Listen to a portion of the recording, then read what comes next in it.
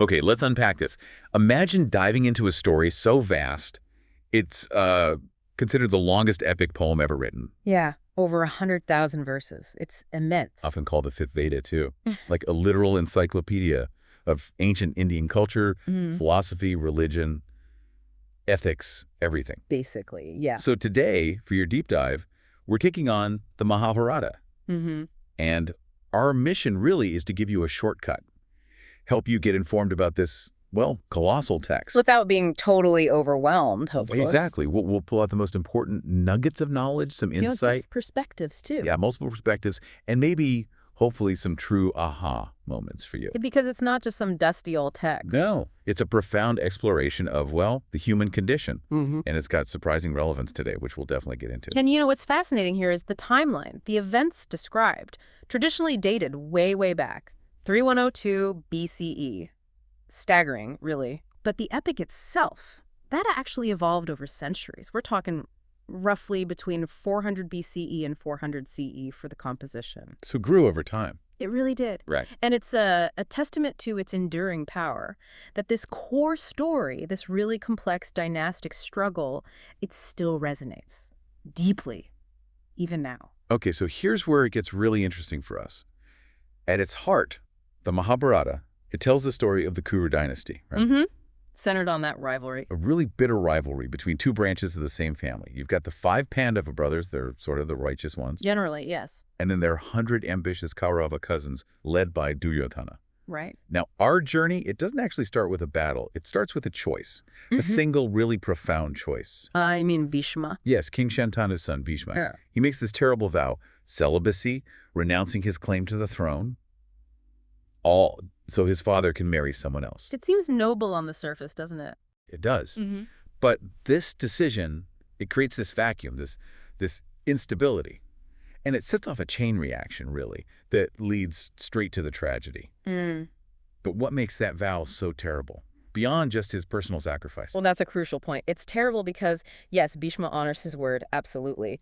But his adherence to that vow, like sticking to it rigidly, even when it meant upholding injustice later on, Oh, okay. that paves the way for the dynasty's downfall. It's sort of a foundational example in the epic of how sticking to a vow, even a well-intentioned one, can have these huge unforeseen consequences. Right. It really highlights how complex dharma, righteous action, actually is. It's not always black and white. Oh, at all. Very nuanced. Okay, so these princes, the Pandavas and Kauravas, they're raised together. They get training in warfare, statecraft. But the tensions build pretty quickly. Especially around Arjuna. Right. Arjuna emerges as this, like, unmatched archer. And this sparks some serious jealousy in Duryodhana. Deep jealousy, yeah. And kind of comes to a head in this public tournament, a skills demonstration. And then this new figure emerges, Karna. Oh, Karna, such a key figure. He's presented as a charioteer's son, and he steps up and challenges Arjuna.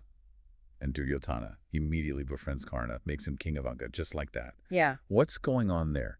Is Duryodhana just grabbing a powerful ally, or is there something maybe deeper about status, loyalty? Oh, it's such a pivotal moment. Duryodhana isn't just getting a warrior, he's sort of weaponizing Karna's own deep sense of injustice. Injustice, how so? Well, Karna is arguably the epic's most tragic figure. He's this incredibly skilled warrior, but he's denied his rightful place because of who people think his parents are, his perceived low birth. Ah, okay. So he feels wronged. Deeply. And his fierce loyalty to Duryodhana, which persists even when he finds out the Pandavas are actually his brothers. Wow. It just highlights the, devastating power of misplaced loyalty, maybe, and that real yearning for acceptance, no matter the cost. Yeah. It's a stark look at how social prejudice can fuel bitterness. And push people towards, destructive forces. Okay. Then we get Draupadi's Swayamvara. That's the self-choice ceremony. Yes, where she chooses her husband. Or rather, the contest winner does. And Arjuna wins her in this amazing archery contest. But then, because of misunderstanding their mother, Kunti says something like, share whatever you've brought back. Right, without knowing it was a person, a wife. All 5 Pandava brothers end up marrying her. Polyandry. Which is itself quite unique. Very unusual, yes. And Draupadi herself is incredibly significant. She's not just a passive character. No, she seems really strong-willed, a queen whose strength but also her suffering become this powerful catalyst for the war later on. She really challenges the traditional female roles you might expect. Absolutely. Draupadi's character, she embodies both resilience and vulnerability, and it's her eventual humiliation that becomes the moral fuse for the whole war. Right. She's definitely not just a prize to be won. No, she gains this profound moral authority through her suffering, and it demands justice. Which brings us directly to, I think, the single most pivotal event, like the absolute point of no return for this whole saga. The dice game. The rigged dice game. Yudhishthira, the eldest Pandava, he's known for his wisdom, his dharma, but he has this fatal weakness, gambling. A terrible weakness in this context. Duryodhana invites him to a game, but he uses his uncle Shakuni's loaded dice, and Yudhishthira just loses everything. Everything. His kingdom. His brothers, himself, and then, horrifyingly, Draupadi. Which leads to that scene in the court. The public humiliation. Duryodhana tries to disrobe her right there in front of everyone. It's awful. Truly horrifying. But then Krishna steps in. Miraculously, yeah. Krishna provides her with an endless sari, saving her honor. But that moment, the attempted disrobing, beyond just the immediate horror, what's the lasting impact on the ethics, like moral compass, and how does Krishna's intervention make it more than just despair? Well, it's the ultimate transgression, isn't it? Disrobing Draupadi in public isn't just an insult to her. It's an insult to the very idea of dharma, of justice, and that whole Kuru court. Yeah. It completely exposes the moral bankruptcy of the elders like Bhishma and Drona, who just stood by silently. Because of vows or obligations. Exactly. And Krishna's intervention, it's not just, a magic trick. It's a divine statement. It says, injustice won't stand.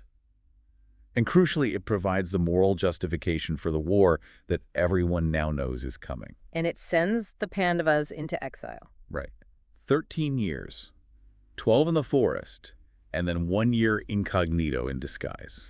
And the terms were strict, weren't they, if they were found in that last year? They'd have to do the whole 13 years all over again. High stakes. So this sets up the next big dramatic moment.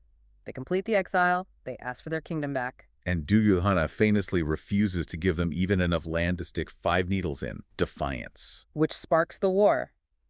The devastating Kurukshetra war. We should talk about the scale of this thing. 18 days, right? 18 days of intense, brutal fighting. And some fascinating strategic choices. Like Krishna, he agrees to help both sides, but in different ways. Right. He offers himself unarmed as a charioteer to Arjuna. But he gives his entire formidable army, the Narayani Sena to the Kauravas to Duryodhana. Yeah. That wasn't just a neutral act, was it? What was the thinking there? No, not neutral at all. It was a profound strategic choice by Krishna. It demonstrates that true power doesn't always lie in armies, It lies in divine guidance and moral alignment. Having God on your side, essentially, even if he's just the driver. In a way, yes. And crucially, right there on the brink of this horrific battle with Arjuna completely despairing. Yeah, seeing his family, his teachers on the other side. Exactly. That's when Krishna delivers the Bhagavad Gita, right there on the battlefield. An incredible moment, this profound philosophical discourse. It's essentially a spiritual guide to, duty, devotion, the nature of existence, all while facing this unavoidable conflict. Amazing. So the Kurukshetra War itself, 18 days, just a maelstrom consuming these legendary figures, Bhishma, Drona, Karna. Yeah. Monumental losses on both sides. The epic doesn't shy away from that. It meticulously details the battles, even dedicating specific books to the deaths of key figures. Really driving home the devastating cost. Absolutely. Which culminates in the Pandavas winning, technically. But it's a Pyrrhic victory. They win, but at what cost? Yudhishthira was just haunted by guilt. Immense guilt. The war isn't just a military event, it's like a crucible. It tests everyone's dharma, blurs the lines between right and wrong. And even the winners face these huge moral and emotional burdens. Exactly. So as we dive in here, you, the listener, should be prepared to meet some of the most complex characters ever conceived.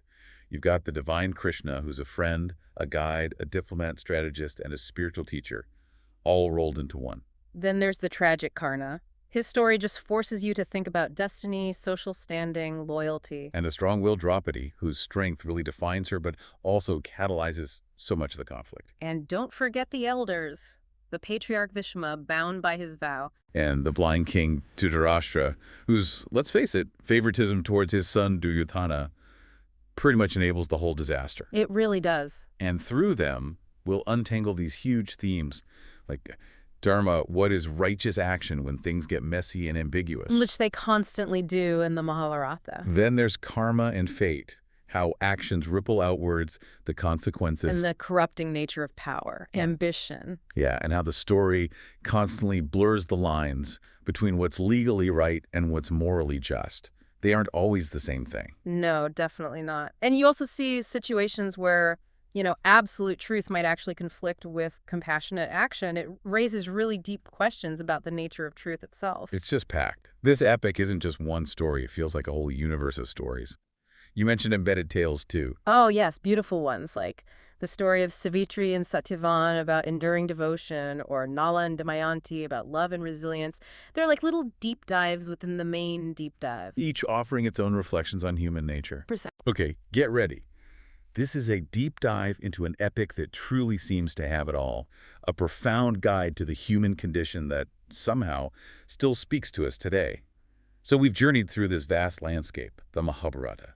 We started with its ancient roots, the complex Kuru family. Bhishma's vows setting things in motion. Then that tragic dice game, Draupadi's humiliation, which led inevitably to the war. The huge 18-day Kurukshetra war that just reshaped everything. So after all that, what are the profound insights we can maybe distill for you? We met these incredible characters: Krishna, friend; guide, divine player; Bhishma, bound by his word, tragically. Karna, the great warrior, denied his place. Whose choices? Wow. They offer such a heartbreaking look at identity and loyalty. And Draupadi, of course. Her strength, her suffering, really driving the conflict forward. And the end result. The Pandavas win, yes, but the cost is immense. Yudhishthira is left grappling with just profound guilt over all the destruction. Yeah, and if we try to connect that to the bigger picture, the Mahabharata, it's clearly not just history. It's a foundational text. It explores dharma, righteous action, but in these incredibly complex, often really ambiguous situations. No easy answers. None at all. It digs deep into karma and fate, showing how actions have consequences. And it really scrutinizes how power and ambition can corrupt. You see that so clearly with Duryodhana's relentless drive for dominance. That distinction you mentioned earlier between legal right and moral justice, that's always there, isn't it? It's a constant thread, yeah, challenging us to think about what truth even means sometimes. And of course, at its philosophical core, you have the Bhagavad Gita, still one of Hinduism's most vital texts. Offering insights into duty, devotion, spiritual liberation. Exactly. And you can see how this epic has just profoundly influenced Indian culture, arts, moral thinking for, over 2,000 years? It's amazing. And what's really amazing is how relevant it still feels today. It really does. It speaks directly to these timeless questions, things we still grapple with: ethical leadership, governance, the nature of justice, punishment, family dynamics, loyalty versus, doing the right thing. Oh, absolutely. And maybe most acutely today, the devastating costs of war and conflict. It just lays it bare. It forces us to think about our own responsibility, doesn't it, within these complex systems we live in. Yeah, and that tension between idealism, wanting to do good, and pragmatism, the messy reality, it feels like a mirror reflecting our own dilemmas back at us. It absolutely is. I think the epic's enduring power comes from its refusal to give simple answers. It doesn't shy away from complexity. It presents this very nuanced view of morality, acknowledges the tragic side of being human, while still affirming that, ultimately, dharmic action, trying to act righteously, is what matters most. There's that famous quote from the Maharat itself, right? Some people. What is found here may be found elsewhere, but what is not found here will not be found elsewhere. Wow. Like, it contains everything. It truly aims to be a comprehensive guide to the human condition. So what do you think? How do these ancient dilemmas, these stories, resonate with the challenges you face today? This deep dive into the Mahabharata, it leaves us with just so much to consider about the choices we make, the consequences we face, and that ongoing search for righteousness in a really complex world. We hope this exploration sparks some further curiosity for you. Maybe prompts you to think about things like, when does a noble vow become a tragic chain? Lots to chew on.